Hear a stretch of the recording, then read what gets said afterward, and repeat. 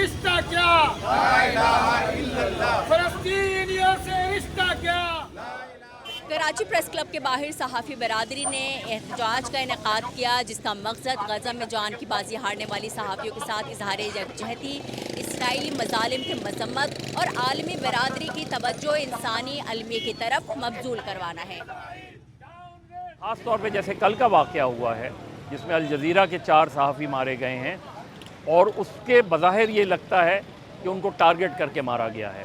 جس طریقے سے ایک جرنلسٹ انس الشمس نے یہ اپنے ویڈیو انٹرویو میں بات کی کہ ان کو ان کو خطرہ ہے اسرائیل کے، انہیں تھریٹ کیا جا رہا ہے، اور پھر جو ہے وہ ان کو ٹارگٹ کیا گیا۔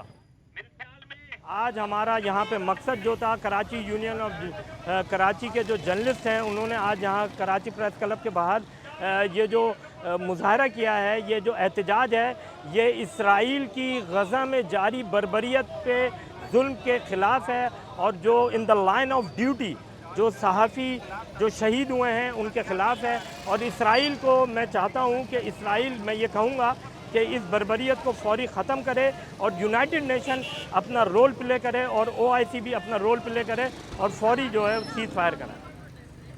فلسطینیوں کے 70,000 سے زائد مرد و خواتین بچے قتل ہو چکے ہیں، اور 250 سے زیادہ صحافی قتل ہو چکے ہیں۔